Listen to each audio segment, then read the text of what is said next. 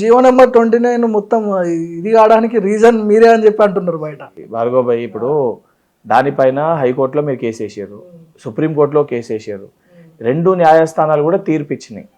ఇప్పుడు in case నిజంగా అది తప్పు, అది వాస్తవానికి కరెక్ట్ కాకపోతే న్యాయస్థానాలు తీర్పు ఇవ్వవు కదా.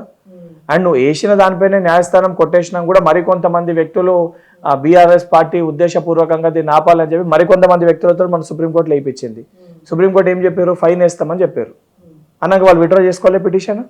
ఇప్పుడు వాస్తవానికి ఒక నోటిఫికేషన్ వచ్చినప్పుడు అసలైన పాపము యువకులకు ఉద్యోగాలు కల్పించాలని చెప్పని ఏదైతే వేలాది మంది నిరుద్యోగులు పాపము చికట్పల్లి సెంట్రల్ లైబ్రరీ, దిల్సుఖ్ నగర్లో ఇవన్నీ ప్రిపేర్ అవుతారు.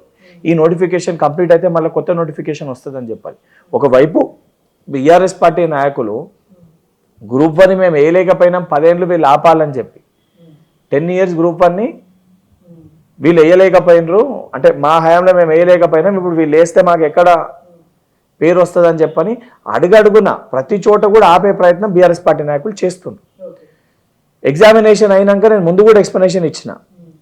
Last time group 1 second time cancel చేసినప్పుడు ఎగ్జామినేషన్ అయిన మరుసటి రోజే బయోమెట్రిక్ పెట్టలేదు, ఇంపర్సనేషన్ జరిగిందని చెప్పి కొంతమంది స్టూడెంట్స్ వచ్చి చెప్పి అన్న మా సెంటర్లో కొన్ని అవకతవకలు జరిగినాయి మాకు కనబడ్డాయి అని చెప్పి వారు చెప్తేనే ఇమీడియట్గా కోర్టుని ఆశ్రయించి కోర్టులో కేసు వేయడం జరిగింది. కోర్టు కూడా దాన్ని కరెక్టే పరిగణలో తీసుకొని క్యాన్సిల్ చేశారు. మరి ఎగ్జామినేషన్ సెంటర్లో నిజంగా ఈరోజు వీళ్ళు ఆరోపించేటట్టు ఈ సెంటర్లో ప్రాబ్లం అయింది, ఆ సెంటర్లో ప్రాబ్లం అయింది అంటే ఉదాహరణకి నువ్వు నేను గ్రూప్ 1 అవకతవకలు జరగలేదంటారు. 100% జరగలేదా? 100% జరగలేదు. హైకోర్టులో కేసులు వేసి పోయి దానికి మీకు ఎక్స్ప్లెనేషన్ ఇస్తుంది. ఇప్పుడు మీరు నేను గ్రూప్ 1 ఆస్పిరెంట్, మీరు నేను ఇద్దరం ఎగ్జామ్ కి ప్రిపేర్ అయినా, ఒక సెంటర్లో ఇద్దరం ఎగ్జామ్ రాస్తున్నాం. నేను ఏదన్నా కాపీ కొడుతుంటే నువ్వు చూస్తూ ఊకుంటావా? బయటకు వచ్చి మాట్లాడుతావు, సార్ సెంటర్లో భయపడ్డావు నువ్వు అడగలేకపోయినావు, బయటకు వచ్చి అదే రోజు ప్రశ్నించవా? సరే మీడియా పక్కన నీసంటే యూట్యూబ్ ఛానల్కి ఎవడో ఒకటి మాట్లాడా?